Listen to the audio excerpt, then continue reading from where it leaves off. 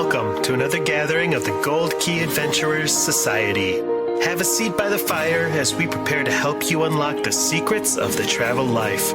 From theme park thrills to Purple Mountain's majesty, we want to see it all and do it all, and we want to help you do the same. We all have those bucket list trips, once-in-a-lifetime destinations that we'll get to someday. We're here to help you make your travel dreams a reality. Buy the ticket, take the trip. Where do you want to go? Come on, now tell me what's on your bucket list. Okay, hey. It's a beautiful day. Okay, hey. It's a beautiful day.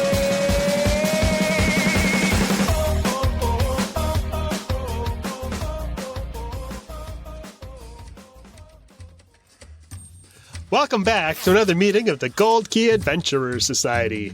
My name is Dan Leonard. Hi, Dan. Hey, joining me this week in the studio is Heather Strait. Hello. And Mr. Jeff Williams. Hey, that's me. Sure is.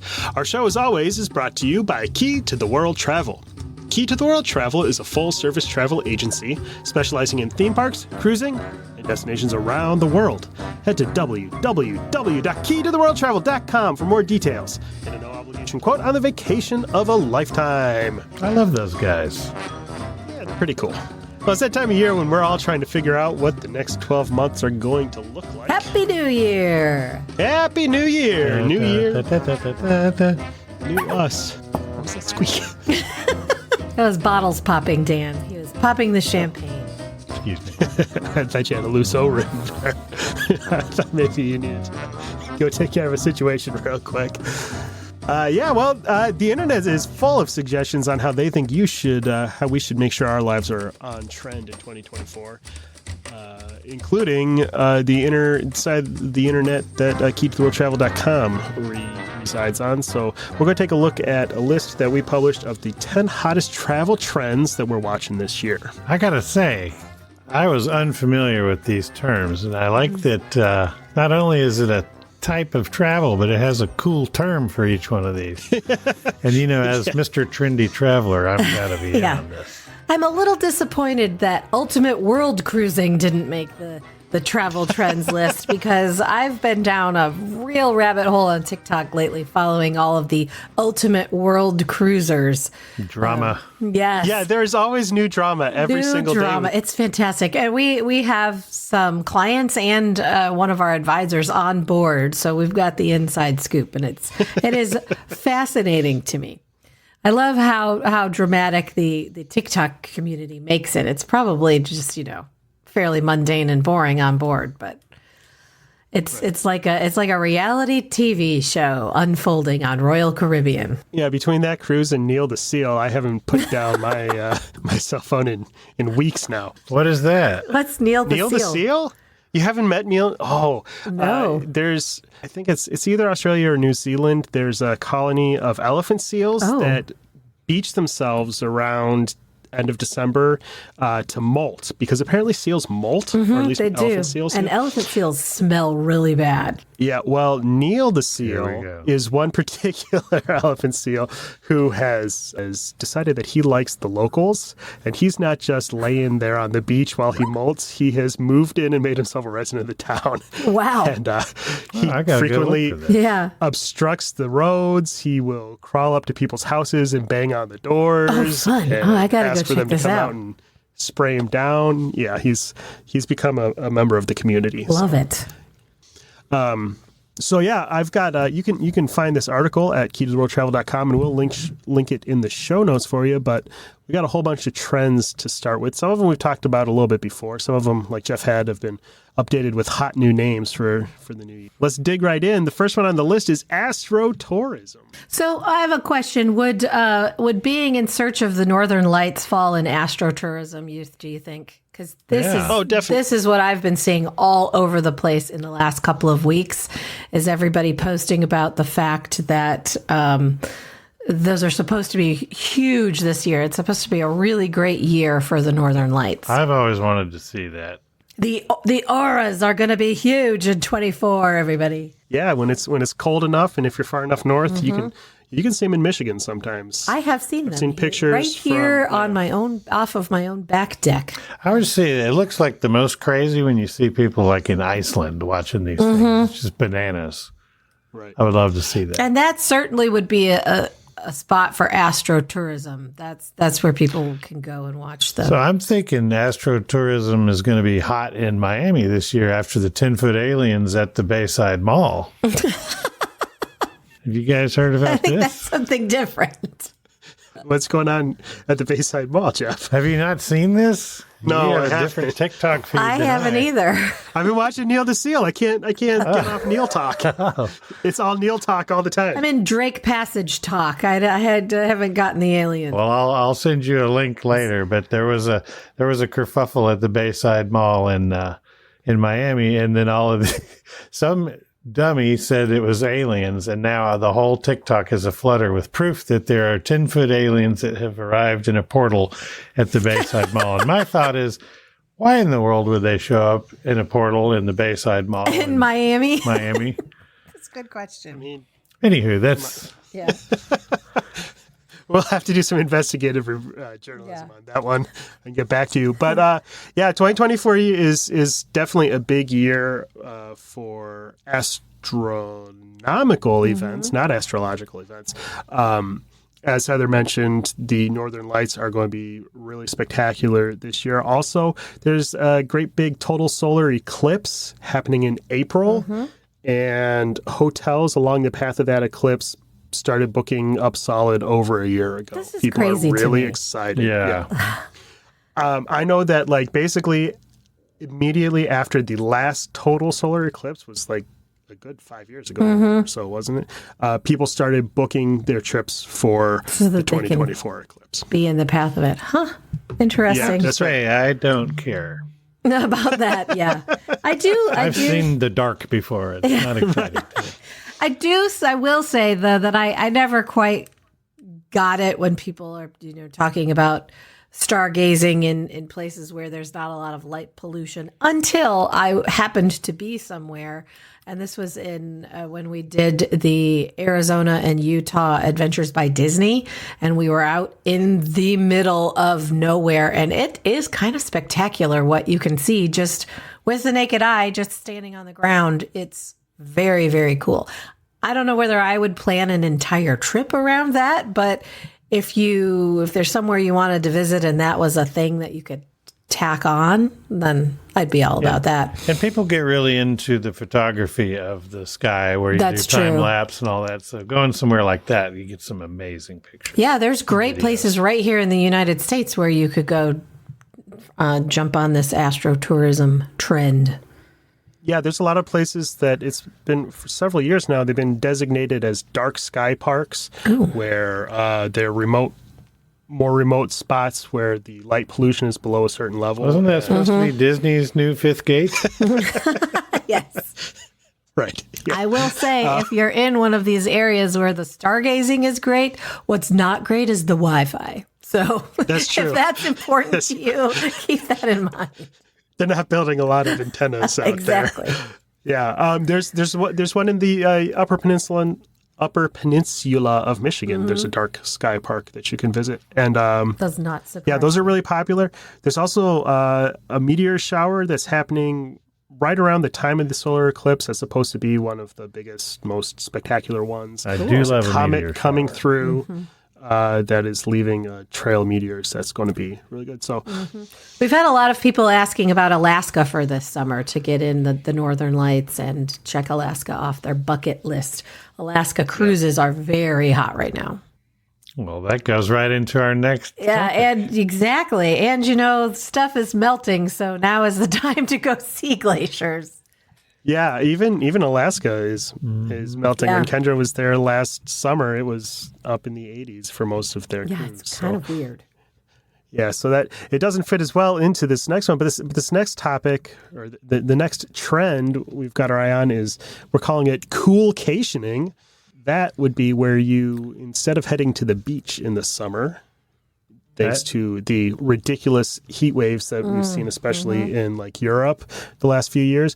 People are starting to look for cooler climates to head to for their summer vacations. So a lot of alpine retreats. Scotland only hits the mid 60s on Scotland average in the summer. Pretty far north. Scandinavia. People that typically would go to the Mediterranean, they are heading to the Baltic, and Latvia is apparently a really hot destination. Really hot, cool place. That's right. The Arctic is on my bucket list now. I've Yes. been to the bottom of the world. Now I have to go to the top and see a polar bear. I cannot get my family excited about this trend. Both of my kids are like, heck no, we don't want to go where there are polar bears, and you have to have naturalists armed with rifles watching for the polar bears because they're starving and they will come eat you. My parents It did sounds that fun. in the 70s, so tell your family they're a bunch of... I will tell them. Yes, I will tell them that. Again, their daily message. Yes. The southern hemisphere also has some spots that work for this trend as well, because when it's summer up here in the northern, it's winter down there. So That's there true. are a lot of great skiing locations in New Zealand and Australia. It seems weird to think about going skiing in Australia. I know, but they got some really tall mountains, and they're really close to the South Pole. So you could head to Chile and Easter Island. But It'd be nice the very tip of Argentina is pretty cold. Most of the year, actually, it's fairly temperate down there. Right, and this one never occurred to me because it's Africa, but South Africa is very temperate in our summertime, and you can see penguins in Cape Town, South Africa. That one is starting to become a popular place to head for 2024 in the summertime, or in our summer months. I'm all for going somewhere cool. I've always wanted to do Alaska for that reason, because it's really hot here in Alabama in the summer, and I don't want to be here. Expedition cruises to the top and the bottom of the planet are still the hot thing. We're seeing Or a lot not, more people. as it Yes, were. we're seeing a lot of people that are booking those. The Ultimate World Cruise is about to enter the Drake Passage, like right now, I think. That's what's been all over my TikTok the last few days. They're headed down to Antarctica. Didn't they skip over some Argentina and head straight to... They did, because the weather is getting so bad down there right now that they changed their route to have a quicker route through the Drake to avoid the swells that are happening right now. They're on a bigger ship, so it's not going to be quite as dramatic as on a smaller ship. And they don't get to land anywhere. They won't be getting off the ship in Antarctica. It's too big of a ship, but they'll just be sailing past some of the sites. I get the feeling that a lot of the guests on that cruise aren't necessarily the hardy, adventurous types. That's though, that fair. Might be up to braving the Drake Passage. Yeah. So. And I think another thing that, like, a lot of these spots that are on this cool alternatives, they're kind of cultures and places that haven't been explored so much. Everybody's been going to the Caribbean and to the Mediterranean and these places for quite some time now. Oh, yeah, everybody's been in the Mediterranean. Well, I mean, it's been in Europe, all the Europeans go there, right? Yeah. Whatever. The Dalmatian coast is a great alternative to the Mediterranean. Seeing Croatia I and hear some it's of those, spotty. seeing Croatia and a lot of those spots along there, and they're really beautiful countries, and everybody speaks English. It's kind of always a plus. crazy. That surprised me about that area of the world. Well, next up on the list is something that we're calling gig tripping. Gig tripping. Yeah, it's going to conjure up maybe visions of deadheads traveling the country is this just in following bands around? Well, Or traveling specifically for a show. Yeah, Got because music festivals have really become over-the-top destination events. Some of those, huge, crazy things that look like you step into like a sci-fi movie or something. And then there's Miss Taylor Swift's Eras Tour. There's a lot of tours. Oh, and that new Familiar with her. the Sphere in Vegas. I've seen a lot of people taking trips out there to see their favorite band Yeah, in if the they put a sphere. band worth seeing in there, I'll go. So far, nothing has really grabbed me enough to want to go You out two, there. you two isn't getting your. No, I've getting seen your you motor two running. enough times. I think I'm done. I haven't seen you two in a single time, and I don't. Well, I was excited about it, and I am a big U2 fan, and their last couple of albums, notwithstanding, I still like them. But they sound awful on this tour, I have to say. The visuals look cool, but they sound like hot garbage. That's shocking because they have an army of musicians literally underneath the stage playing everything for them. Well, Really? it's not the band that Oh, sounds dear. bad. Oh, they It's have- Bono. He's They an have- army of clones singing what he used to sound like. Yeah, they've done that for years. It's a little trick. I guess I did this summer. I went to see Depeche Mode in 2 different cities and seriously considered tacking on a couple more, but I restrained myself. I would go anywhere. I would go somewhere and see Taylor Swift, but I was never able to secure any tickets, so I didn't. You didn't get an access code? Nope.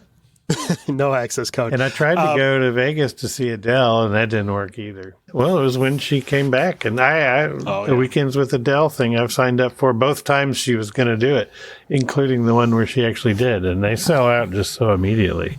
Those residencies are definitely. That's my kind of thing, but I don't like these big these big festivals. I'm not going to be out in a field of mud with a bunch of people and then sleeping in a tent somewhere. That is not happening. Did you see this one though that I linked to in the article? It's the Untold Festival. It is in. Nobody told me about that.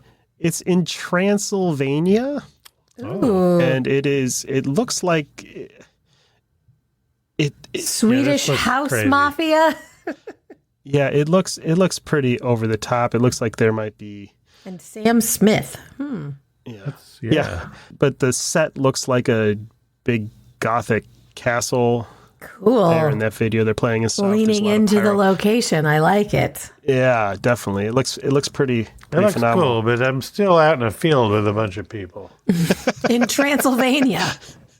Yeah, True. that does make it. The set does look super cool. Yeah, there's a lot of fire and stuff going on there. That looks really cool. I would go to Transylvania. I keep on getting ads on Facebook for, hey, you can spend a night in Dracula's castle, and then Cool. sign me up for that. Sign me up for that. I don't know about the music festival, but I'd go to Transylvania. I will go travel for music, though. I love concerts, and I live in Birmingham, and we don't get all that many good ones. And the ones we do get happen while I'm out of town. So That's why you have to go to where the shows are. Yeah. Get your Volkswagen van and just hit the road. Start a new life. okay. Well, This next goodbye, everybody. It's a good run, Jeff. Nice knowing you. Yep. This next one doesn't quite apply to anybody in our group yet. Not for a long time. We're missing out on both ends, but this is skip generation travel. Something that's especially popular, it looks like from what I was reading, especially in the UK, but we're seeing it in the US also. And this is where grandparents leave their children at home and take their grandchildren on a trip. Oh, yeah. Instead. I lot did of a lot times- of this with my grandparents when I was a kid. Yeah, I remember a couple of trips to Kentucky and the Smoky Mountains with my grandparents that we did, and it's a lot. It's becoming even bigger. Grandparents are taking their kids to places that were important to them in their life that they want to share with them, or just things that they never got to do before that they want to experience. They want to form a bond with their grandkids, and also there's the fact that grandparents are living a lot longer than they used to, and Have more money. and being grandma and grandpa doesn't necessarily mean you're elderly and frail anymore. That's true. So they're getting out there, they're getting active, they're taking kids to places, that are on their bucket lists. Yeah, my grandparents would take me somewhere every spring break and every summer. So we'd go to Any the highlights? beach, or we'd go to a lot of Gatlinburg and that kind of Smoky Mountain things. We did Disney a bunch of times. They loved it. Yeah. Yeah, we would go visit family in Kentucky. I highlight one year, there's this secret city in Tennessee that was involved in the Manhattan Project that Oh, cool. nobody knew about, and there's Oak a big Ridge. museum there. Yes, Oak Ridge. That's So where we my visited. stepbrother lives. Well, it's a small world. That my grandpa liked to drive really close behind the coal trucks on the mountain roads. And we get going quick, and it's kind of like a roller coaster. Drafting off the coal truck. Yeah. He's a little bit crazy. So this next one has been on Heather's radar Yes, for quite some this time. is on I'm my bucket a list. little surprised you haven't made this happen yet. Luxury rail travel continues to be a really big deal. One of these whether days, you it's guys, I want to do the Orient Express. I'm going to do Yep. it. Yeah, the Orient Express looks phenomenal. They're doing murder mystery. Hopefully they That's will what not I be was upset. gonna And they're say. still- Yeah, they're giving you opportunities to use your little gray sails on the train. The Rocky Mountaineer also looks phenomenal. This does I look have been, very cool. Yeah. I have had my eye on a trip with them for quite some time. You can start in the Canadian Rockies and head down to see red rocks in parts of the American desert, or they do trips Already across seen all Canada. of those, every single one Every of those, single red rock that they have. Yeah, but have you seen one from but a not luxury, from a luxury train. So glass roof yeah. train car? You saw it from the back of a peck mule. the way God intended. Well, you were with the Donner Party, right? oh god, I made it out. Donner Party of 14? No, but there's 13? 12? I've done some rail travel through Europe, but nothing overnight, and nothing on the luxury scale of the Orient Express, which I really want to try. We did a non-luxury train trip as a kid when we moved back from out in the South Pacific. We came back and went to Seattle and then took a train there all the way zigzagged up and down across these United States till we wound up in Birmingham. We just spent 2 weeks on a train.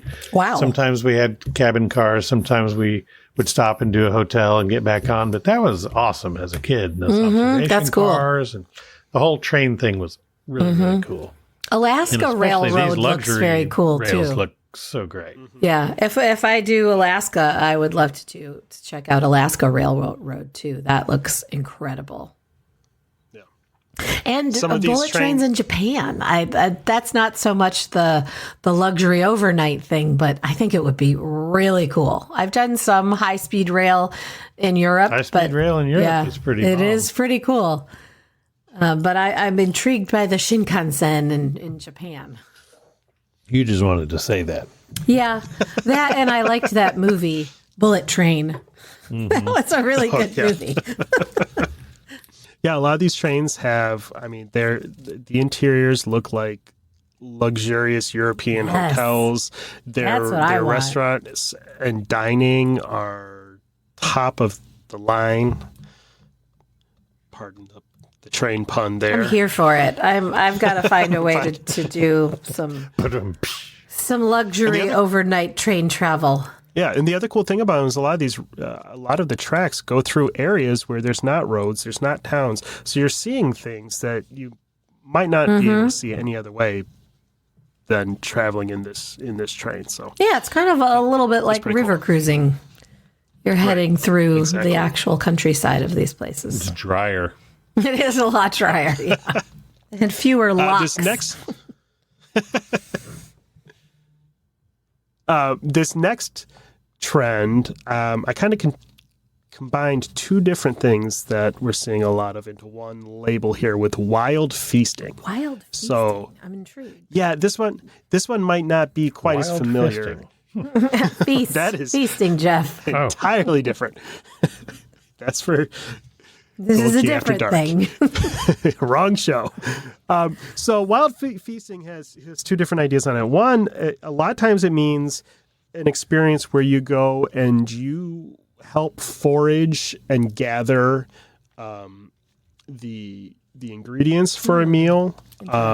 These are a lot of like kind of guided experiences that you might have as a shore excursion or as part of a guided tour.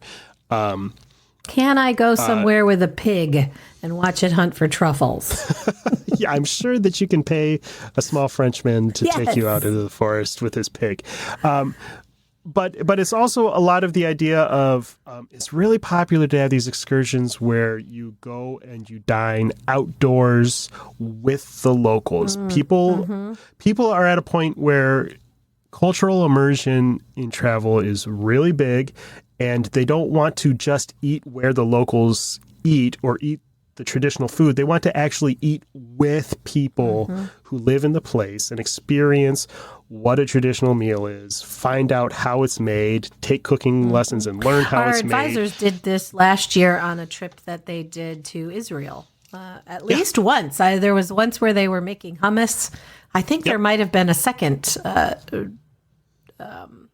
There was. I can't remember exactly which part of Israel. There was another one where they were in someone's home and they had a cooking lesson with the family. Can't remember what they made. I know on Virgin Voyages there's several in the Dominican Republic. There's a trip where you get welcomed into a house and you eat with them. So it's that idea of forming a connection with the place and the people that you're visiting. Adventures by Disney, a lot of their itineraries have something like this. There's the one that comes to mind is in Italy where they learn pasta making in a home. That one looks pretty cool. Yeah, those kinds of experiences are really popular. We did this once on a spring break trip to Paris. We learned how to make croissants in a local bakery. It was one of the coolest things I've ever done. Really small family-owned bakery. And they took us into the back to teach us how to make croissants. And I always knew there was a lot of butter in a croissant, but when you actually see it, it's kind of shocking. That's why they're so delicious. And so good. But it was a really neat experience. It was fun. Very small group. It was just my family and one other couple. So there were about 6 of us making croissants. It was really cool. Yeah, wasn't that Jeff didn't? I know I've seen pictures of Jeff making some chocolate, but wasn't there a scone making session that you were super excited about? Oh yes, that was our Adventures by Disney, the England and France one. I think that was Jeff's favorite thing, right? Yes. Making scones? Yeah. I thought it was going to be stupid, and it was. It was fun. I lied. The chocolate one was okay. I don't know. If you're there with family, it's fine.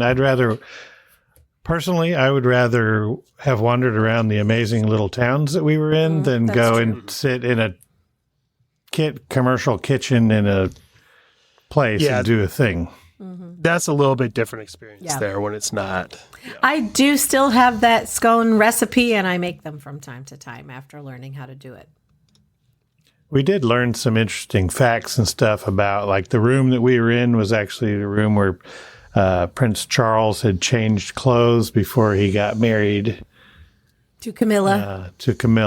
So that was kind of interesting to hear little stories. And when we were there, it was right after Harry and Meghan had got married. So that had happened right around the corner too. It's like I'm sitting in some little rec room in a building at the it was like courthouse, a town hall kind of thing. Yeah. In a rec room, and they're talking about these cool things. I'm like, I'd rather be out there looking at the cool things. You did like the tea they were dishing out about Harry and Meghan. Yeah, I like that. Stuff. If there's one thing Jeff's into, it's the hot goss. Yeah. That's right. I love a celebrity goss. So yeah, I mean, it certainly isn't for everyone. That is true. But if that's the kind of thing you're into, that there's some really great ways to add that on to trips. But these things, like the one you were talking about, the ones they did, our travel planners did in Israel, looked pretty awesome. They're in people's homes and eating and cooking and sharing stories and all that, as well as everything I've heard about the ones in Greece that Shore Things from Virgin does. That's the one everybody loves. Mm-hmm. And we have we can add this kind of thing onto any trip anywhere in the world, really. We have some great travel partners that put stuff like this together. So even if you're doing something that doesn't focus on this kind of wild feasting trend, it's something you could add for a daytime excursion on one of the days of your trip, really anywhere. Yeah, definitely. And it's really worth it. See things that you don't normally see on a stereotypical guided tour. The next 2 trends are ones that we've talked about in the past. These are still hot travel items, and one of them, the first one, is what we're calling dupe destinations. So there's a lot of places that people are realizing the hot travels or the stereotypical travel spots are getting overcrowded with tourists, which, I mean, is fair. Everybody wants to see it, but for example, didn't Venice just put in place stricter rules for tour groups? They did. Tour groups are going to be limited to no more than 25 people in a group. So a lot of tour operators are having to sort of split their groups up. And Venice is a tricky one because having now been there, I don't think there's anywhere in the world that is like it. And I definitely think it's something that people should see. It really was one of the coolest places I've ever been, and I didn't expect to love it as much as I did. However, I would say absolutely don't go there in the summer because it's going to be just insanely crowded, and the canals don't smell great in the summer from what I've heard because of some things I learned on a tour there. But so I'd say avoid Venice during the summer and go in the off season when it's not crowded. And there's cool stuff you can do in the summer that's kind of a dupe destination sort of thing. Any of the places along the Dalmatian coast, I had no idea that most of them were settled by Venetians way back when. So you're going to see a lot of the same kind of architecture and stuff. A lot of the places in Croatia and Montenegro were all started by Venetians. And there's really cool stuff to see there. So go to places like Kotor and Dubrovnik and stuff like that in the summertime where it's not as busy there, and save Venice for the winter months. Right. Yeah.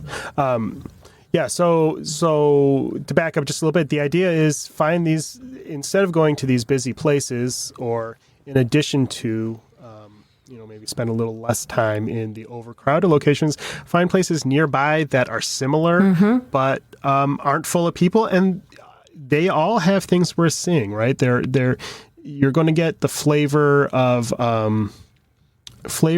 the area, but you might see things that you totally missed out because you had to go see that tower that's leaning or something like that. Yes. I've got a couple of articles with some suggestions and some ideas. I know that one that was mentioned, everybody wants to go see Santorini in Greece. The thing is, like, that entire area is full of little villages that look just like Santorini. Greece has so many islands, and I don't even know that I was aware of it until a cruise that I took in the fall.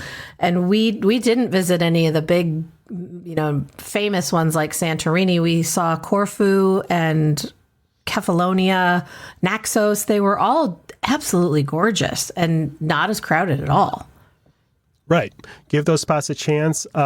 Even so much, if you were thinking about taking a foodie trip around Europe, maybe consider going to some of the less well-traveled boroughs around New York City, where you're going to find ethnic food literally from around the world. You're probably going to cover more types of cuisine traveling around New York City than you might on a trip abroad.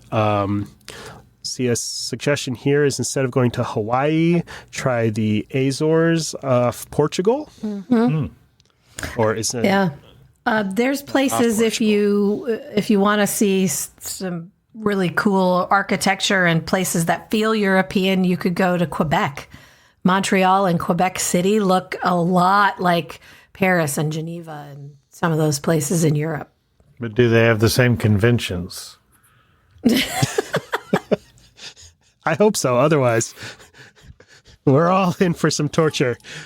Italy is the place that Americans want to go on summer vacation. And y'all, it is crowded in Italy in the summer, and the airfare is Yeah, I'm discovering that currently. Yeah. If you go to somewhere like Spain or Sicily instead of Italy in the summer months, you're going to have just as cool an experience, and it's probably going to be a little less crowded. Not that I'm saying don't see Italy. But my cruise line doesn't sail from there. Yeah. That's one setback. I was reading about Curacao is becoming a much more popular destination, but still not as crowded as some of the other Caribbean islands during the summer. So pretty there. It's gorgeous, yeah. It's like a little Europe. It's kind of like seeing Amsterdam with less weed. Yeah, that is actually one thing that stood out to me from some of the trainings or the conferences that we've had over the past year is the number of islands that I may have heard in passing the name of, but there's so many in the Bahamas, the Caribbean, of these little islands that I did not know people aren't Curacao visiting. was a place. I just thought it was that blue bar The stuff. drink. Liqueur. Yeah. Yeah, and apparently there's like 7 different colors of it. I didn't know that either. I thought it was all blue. I mean, you can get so many colors. Yeah, there's orange and green and yellow and Orange. all kinds of stuff. Yeah, we went to Curacao on a cruise in 2017 or 18. It's gorgeous there. Ideas like instead of going to Jeff say Barcelona for me. Barcelona. Yes, go to Valencia instead. Oh, and that is a beautiful, beautiful spot. Yeah, another beautiful ancient city that for some reason isn't quite as popular as Barcelona. Go to the Alps in Italy, but try out a different area of it. The Dolomites are kind of the go-to there. Try the Piedmont region. And you can, there's wineries there. Asti is right. They make great spumante. Yes, that's what I hear. So yeah, it's just look for alternatives because there's so many places in the world that you don't want to be with everybody else. Try something new. And a lot more Caribbean resorts and Mexican are starting to do overwater bungalows. If you've always wanted to go to the really, really super expensive ones in the Pacific and you can't get there, you got these kind of resort feels to go to as well. Yeah, they've definitely caught on to where the money is for those things. They still look just as gorgeous. So the next one on the list we've also talked about a little bit is set jetting. Get it instead of jets. I get it. Yeah, and this is where you chase the locations Did from that your this past summer. Set jetting? You went to the White Lotus. Oh, that's right. Totally forgot about that. How do you forget about that? Tell me you travel too much without traveling. That's it. You Yeah, travel too that's much. it. I forgot I was at the Four Seasons. Yeah. Well, so this is where you go to find the locations where your favorite prestige television series or your favorite movies were filmed at. There's a lot of them. A lot of the ones that are driving this trend are from the White Lotus and also Game of Thrones are kind of the two biggest ones.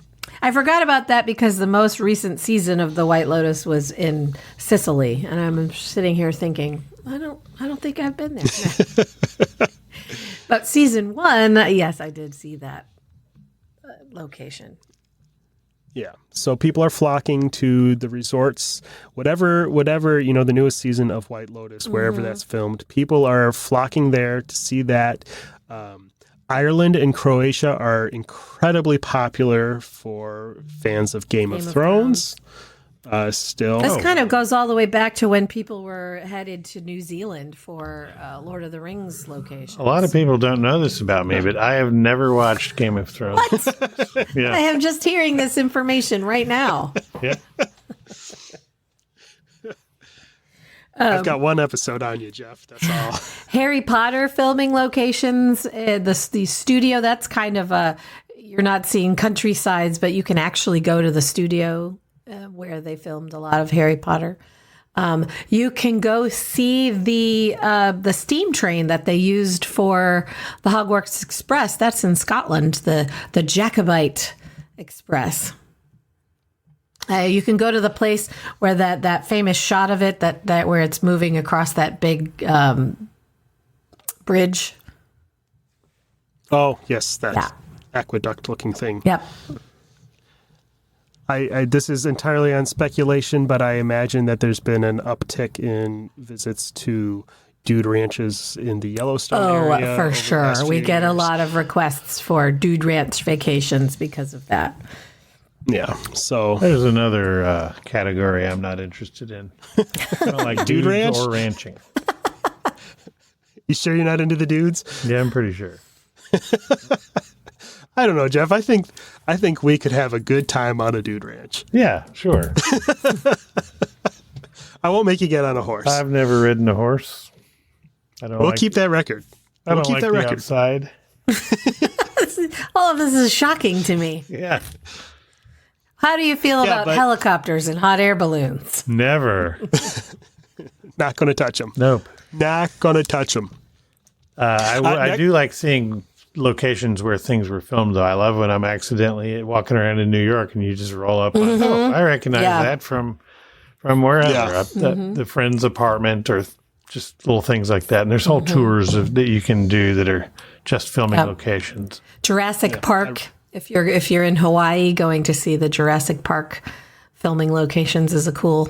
You can ride a horse through the valley where they filmed Jurassic Park. I would be scared of the dinosaurs, though. They are pretty scary. You can see the Christmas Story house in Cleveland, Ohio. Oh, yeah. I would see that. Oh, I just Home looked Alone at house? I looked at the New York City one, and right here's the friend's apartment, as I was just saying. Friend's apartment. When we went to Salem a few years ago, we didn't do any of the traditional witch stuff, and we only went and saw filming locations from the hit 1990s film Hocus Pocus. I'm not surprised by this in any way. My highlight. sister is a very big Hocus Pocus fan. It was a major highlight of our trip. It was really cool. When is she going to take you for filming locations for things like Deep Blue Sea and Sharknado? Ugh. That would be on her bucket list as well.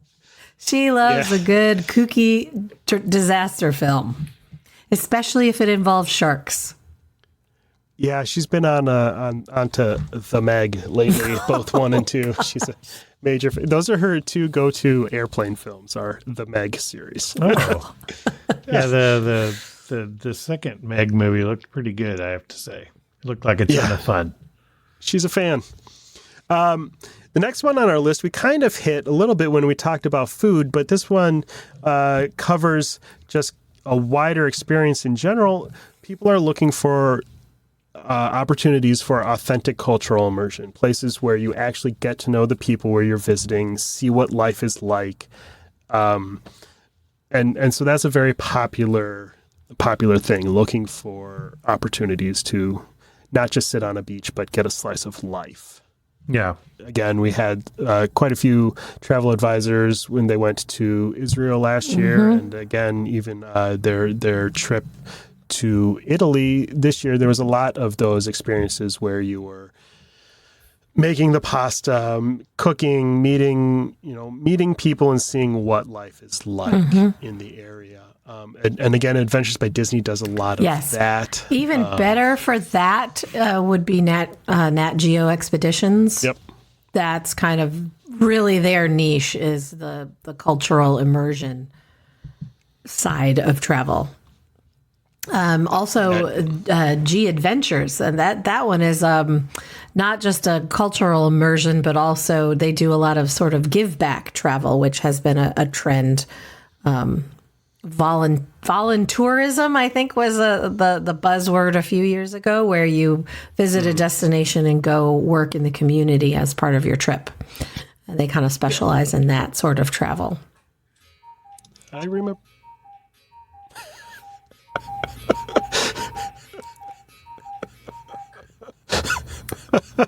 Should have turned that off. That was well timed. It was also 2 minutes late. Yeah, we're having issues with it. You have to reset your cuckoo. It keeps stopping. That's unfortunate. Next time I'm in Germany, I'll pick up another one. You got to remember to feed that bird, otherwise he's not going to do his job. He quits cuckooing. Yeah. So yeah, that is a big category that we see all the time is looking to experience the cultures.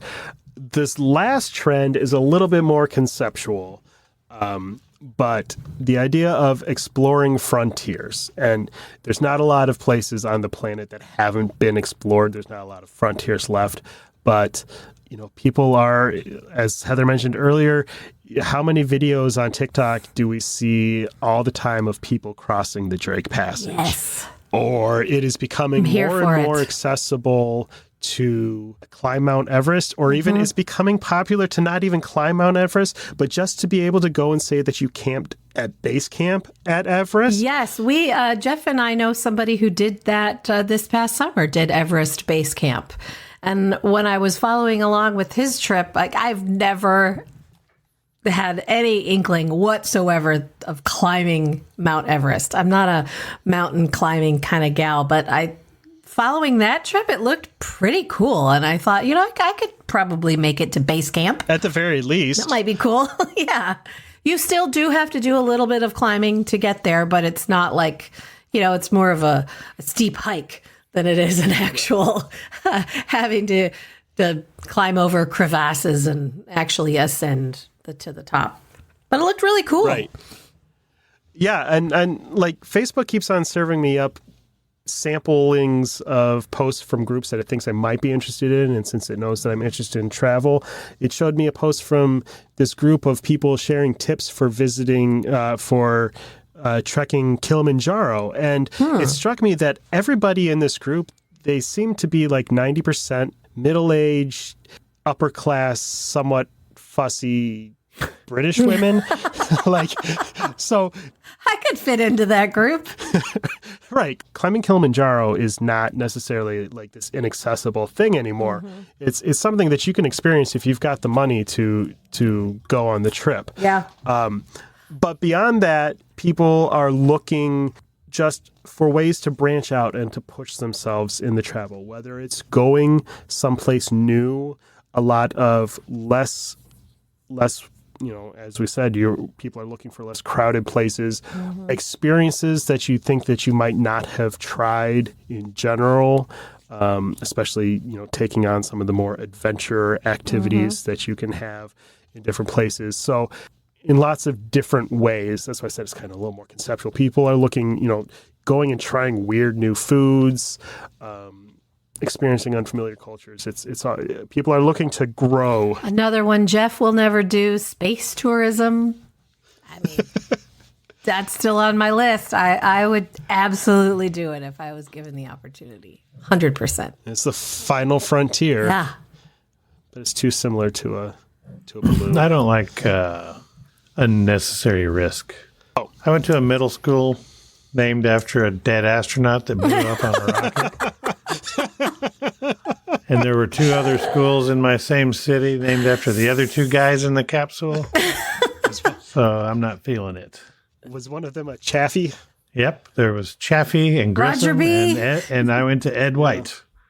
Roger B's from Grand Rapids. We've got a street named after him here in town. Yeah, we sure do. And our planetarium is named after him. Yeah. So those are the top 10 travel trends that we've had our eyes on, kind of leaving 2023, and now that we're into the start of 2024. As far as where 24 is going to be a year for me. I'm getting to another place that's on my bucket list. Finally, I'm going to be going to Japan this summer. I'm super excited about that. Nice. I've been there a bunch of times. It's fun. Yeah, you're the one who told us all about the Iron Wang Festival, right? Looking forward to that. I'm going to be going to Switzerland in a couple of months, and just discovered that one of the things we're doing is going to the highest altitude suspension bridge in Europe, a foot traffic type bridge. I'm a little terrified, but I think I'm going to go for it. There's a lot of really, really high up things in Switzerland. Yes. We're going to see an Alp. Because of all those mountains. Yeah. We're going to see an Alp or two. Yeah. That qualifies as adventure travel, right? Yeah, totally. Perfect. Depends on your personality. There's a fancy rotating restaurant on top of one of those Alps. Yeah, we're going on some kind of rotating lift as well. It's kind of like the Skyliner, only it goes up much higher and it spins while you're going up there, so you can see all around you. Should be cool.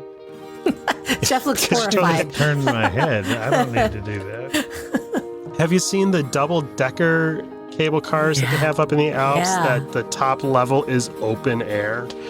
Oh. You can stand inside, or if you're not a pussy, you go onto the roof. Yes. and it's open air. I'm a pussy. I would totally do that. Yeah, I would probably do that. Cable cars don't bother me. Yeah, but I did a cable car in the Alps, and it was really, really high. Yeah. Stuff like that doesn't bother me. I don't want to stand on an edge of something like near a cliff where that just makes me feel weird. Look over the Edging edge is of no the fun. cliffs of Moher. Scary stuff. Done it. Or like these roads you see where the truck can just barely fit on the road and careen along the side of the mountain. That makes my tummy feel funny. If I knew there was no other traffic on the road and I could do it on the motorcycle, that would be one. Oof. But That's terrifying, Dan. it sounds like fun. It used to be cool. When was that? Well, anyway, it was before you knew me, my friend. It must have been. Long before. Well, anyway, thanks for hanging out with us again this week. If you are ready to jump on any of these travel trends for 2024, Key to the World Travel has a stadium on the Taylor Swift Eras Tour schedule full of expert travel planners, and they're ready to make your vacation dreams a reality. Got to get that Taylor Swift SEO in there one more Yes. time. See how many Swifties we can get listening to this episode. Go ahead over to www.keytotheworldtravel.com to get started with a no-obligation quote. Word of mouth is the best way to help us grow our show. If you have a friend or two who you think would appreciate our special brand of globe-trotting jackassery, tell them what makes our show so great and send them our way. You can find links to subscribe to the show on your favorite apps and all the latest Gold Key Adventure updates at www.goldkeyadventures.com. Can't wait to hang out with you again, and we'll see you real soon. For real, we promise. Bye, y'all. Goodbye, everybody. To ask a question or share your travel story, you can reach us by smoke signal, carrier pigeon, or send an email to goldkeyadventurers@gmail.com. And make sure you follow the Gold Key Adventure Society on Facebook and Instagram. A huge thanks to our sponsor, Key to the World Travel. For all your travel planning needs, visit www.keytotheworldtravel.com for a free quote and help planning the trip of a lifetime. Tell them the Gold Key Adventurers sent you. That's www.keytotheworldtravel.com. Key to the World Travel, your key to a magical vacation.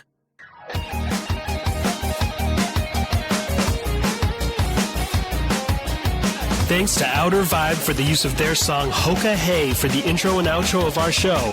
Find them on Facebook at The Outer Vibe or check out www.outervibe.com for tour dates, music, merch, and more.